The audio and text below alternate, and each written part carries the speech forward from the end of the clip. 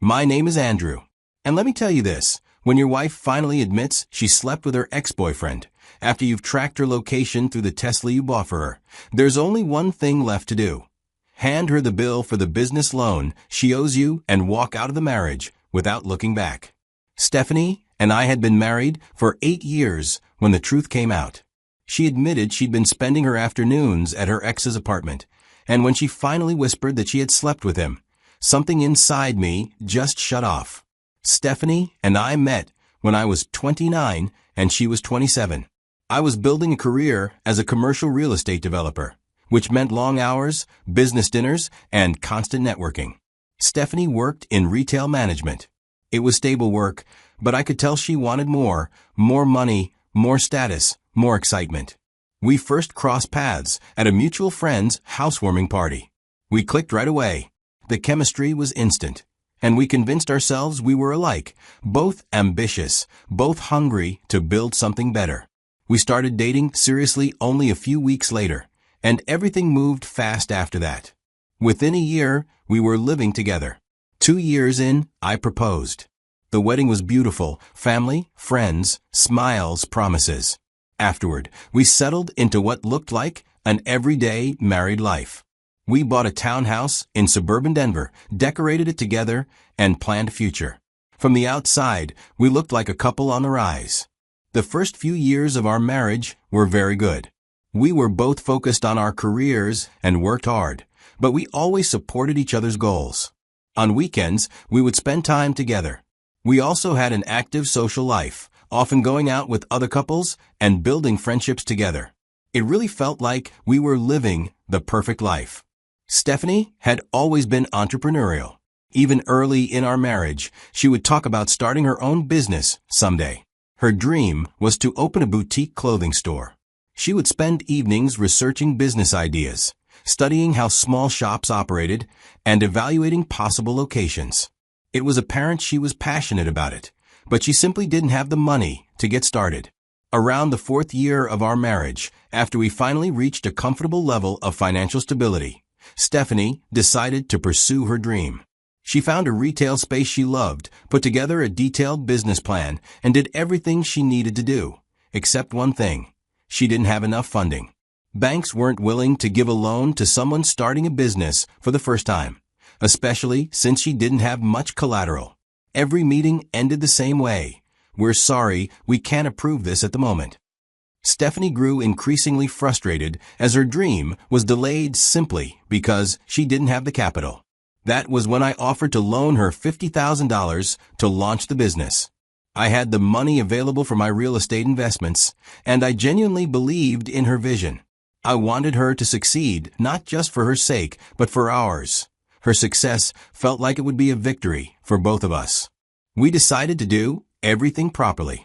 We hired an attorney to draft a formal loan agreement and set up clear repayment terms.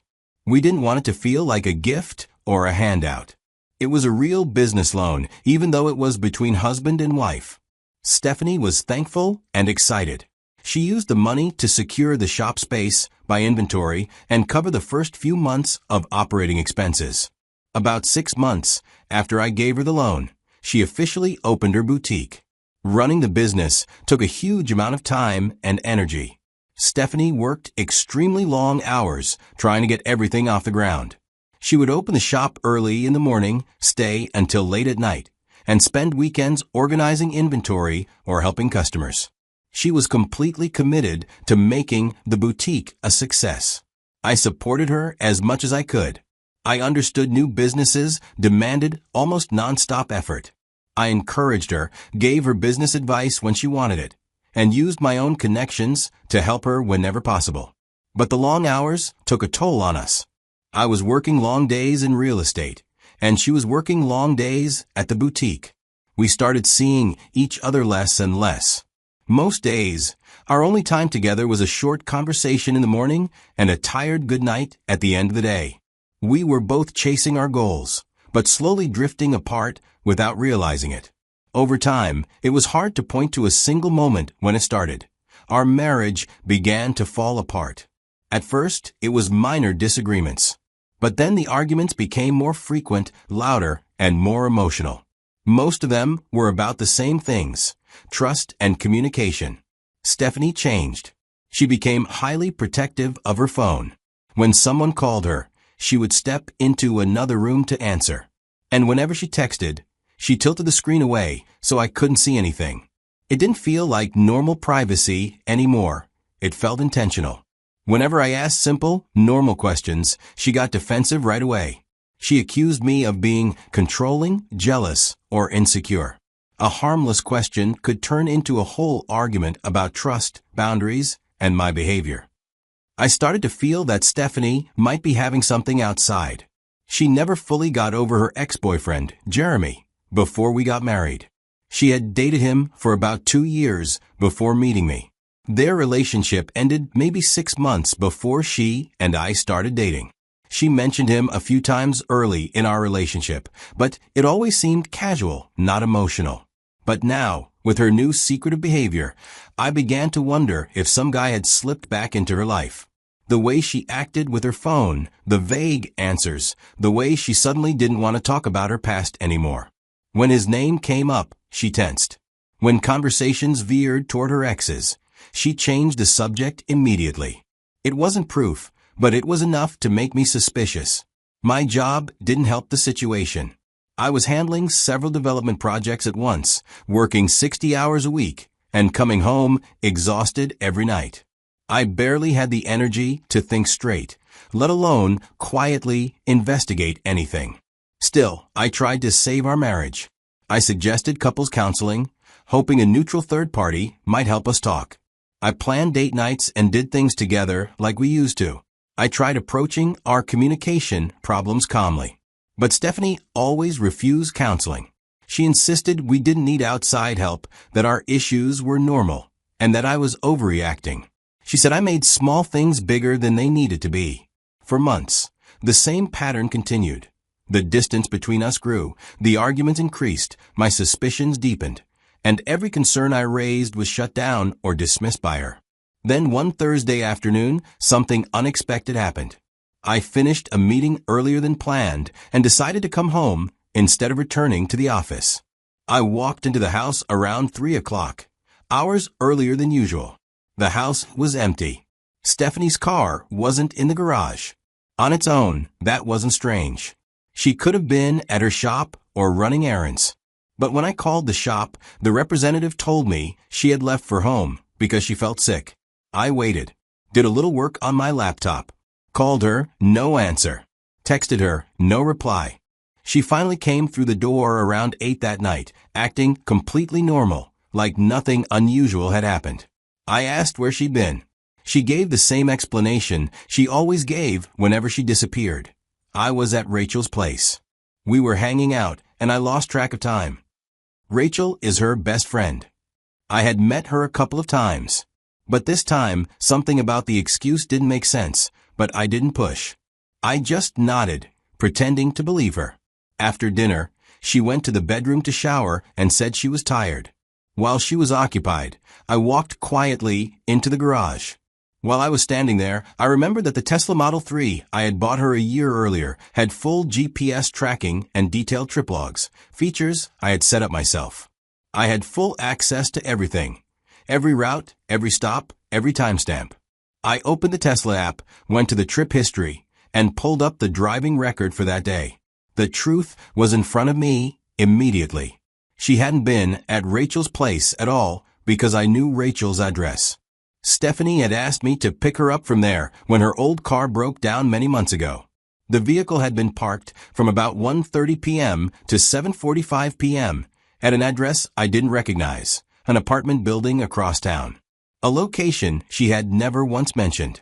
I was sick to my stomach. This was the first real evidence I'd ever seen. Not a guess, not a feeling, not overthinking. A clear proof that she had lied. I took screenshots of everything. The route map, the address, the timestamps, and saved them. Then I backed them up to cloud storage. My first instinct was to rush inside, confront her, demand the truth, and end the lies. But I stopped myself. My emotions were too high. A sudden confrontation could push her into another story, another excuse, maybe even hiding more evidence. I told myself, wait. Watch. Confirm. Don't act yet. I walked back inside and pretended everything was normal. Stephanie was already in bed, turned to the side. I slid in next to her, planning what I would do next. The next morning, Stephanie left for her boutique at around 9:30, the same way she always did every day. She kissed me on the cheek, grabbed her handbag, and said she had inventory work to finish. She mentioned she might stay late since it was one of those busy days. I drove to my office, but my mind wasn't there. I kept glancing at my phone instead of my computer. The Tesla app was open the entire time. Around 1 o'clock, I rechecked her location and saw that the car had left the boutique. I watched the little icon move across Denver in real time. It was heading in the exact same direction it had gone the day before.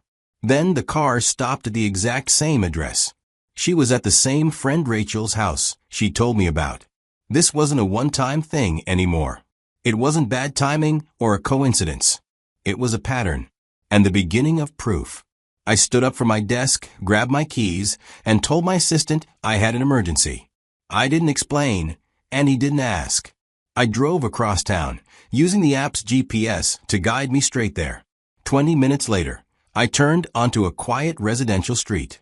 And there it was, Stephanie's black Tesla, looking unmistakable under the shade of a tree, parked right outside a clean, modern semi-detached house. I sat in my car for a moment.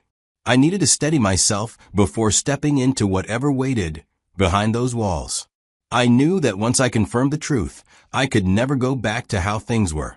Finally, I got out of the car and walked toward the entrance. When I reached the door, I paused. I could hear faint music inside. I knocked 3 times. I heard movement almost immediately. Someone walked to the door. Then it opened. Jeremy, Stephanie's ex-boyfriend. I recognized him instantly from old pictures she'd shown me years ago, back when she used to talk about her past openly. He froze the second he saw me. He looked like someone who had just been caught doing something he knew was wrong.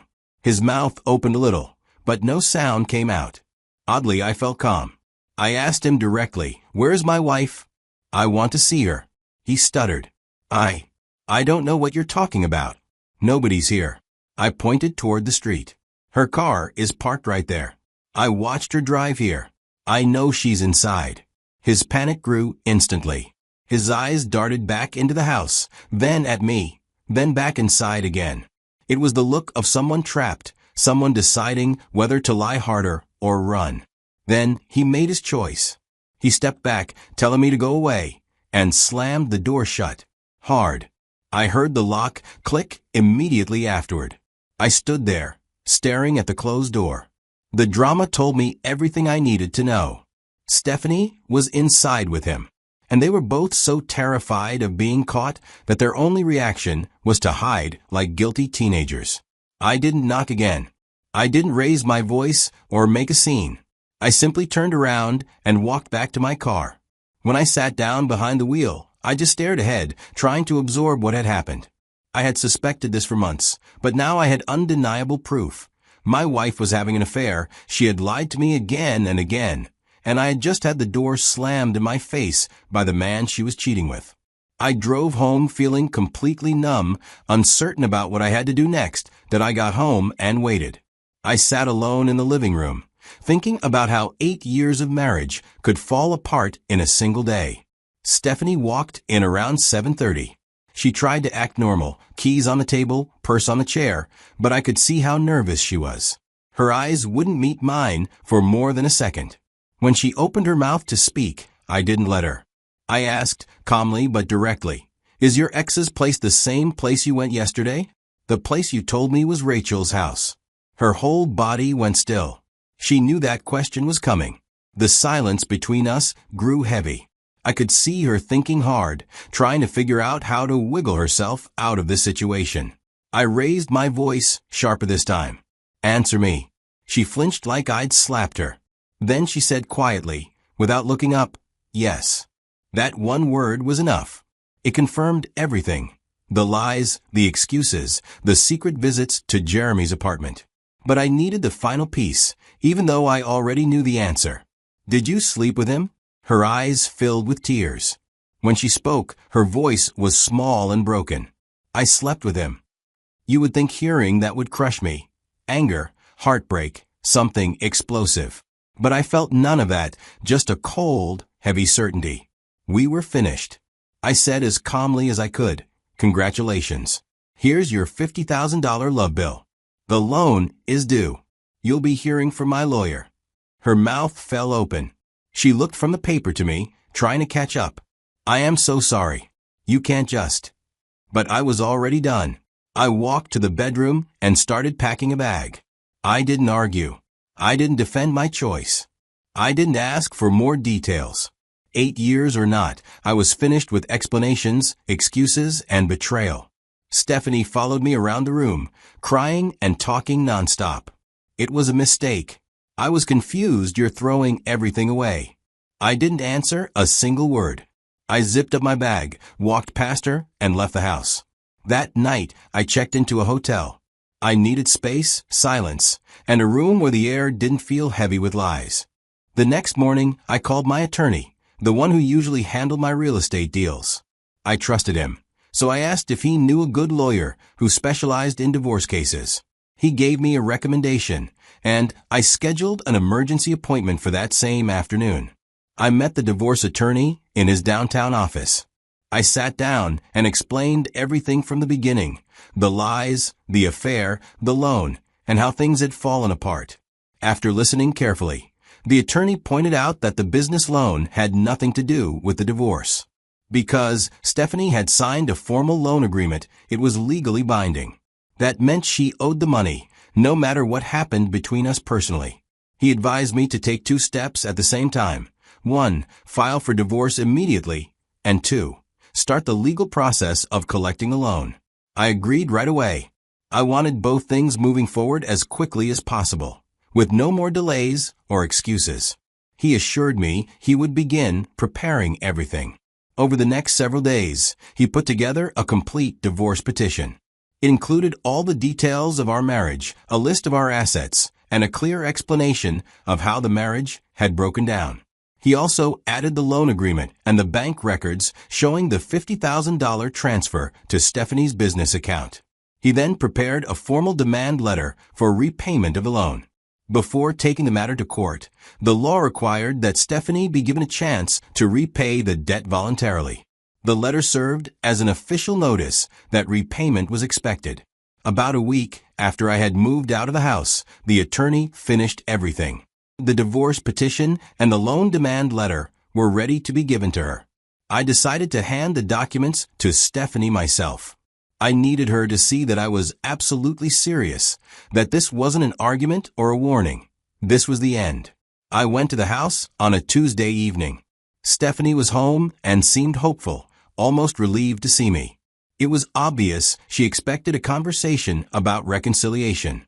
Her expression changed the moment she noticed the folder in my hand. I handed her the divorce papers first. I watched her face as she read the first few pages. I could see the shock grow as she realized these were real legal documents, officially filed and officially ending our marriage. This wasn't a bluff. She looked up at me with wide eyes. "You're really doing this? You're divorcing me over a mistake." I answered calmly, without raising my voice. This wasn't a mistake. This was months of lies and betrayal. You chose someone else, and you hid it from me again and again. Yes, I'm really doing this. Then I handed her the second document, the loan demand letter. She skimmed through it, her face tightening with panic. "You're actually coming after me for the business loan? That money was supposed to help build our future." I corrected her immediately. "It was a loan. You signed an agreement with clear repayment terms. The money is owed whether we stay married or not. You can either arrange repayment or I'll take it to court." She tried everything after that, apologizing, crying, saying she had been confused, insisting the other man meant nothing, saying she loved me and wanted to fix our marriage. But I was done. I felt nothing but exhaustion. I told her that from this point on, all communication would go through attorneys. She needed to hire her own lawyer as soon as possible. The divorce and the loan collection would continue no matter how she felt about it. When I left the house that night, I knew I would never live there again. I told her I would arrange to pick up the rest of my things through the attorneys. I was finished with direct contact. I was done with Stephanie for good. The divorce process lasted almost 9 months from start to finish. During that time, Stephanie hired a lawyer who tried every argument possible. Her attorney claimed that the money I loaned her for her business should be treated as a marital gift, rather than a loan she had to repay. They argued that my GPS tracking of her Tesla was an invasion of her privacy. They even tried to paint me as bitter and vengeful. My lawyer responded professionally. The loan agreement was written, signed, and very clear. The Tesla was marital property, which meant I had every legal right to track it. And since Stephanie had already admitted to cheating, her infidelity was considered relevant to how certain assets would be divided. In the end, the court agreed with almost everything on my side. The judge ruled that the loan was a real debt, not something erased by marriage. The GPS evidence was allowed in court, and Stephanie's cheating did affect how the contested marital assets were split. The final settlement worked slightly in my favor. The court approved a structured repayment plan for the loan.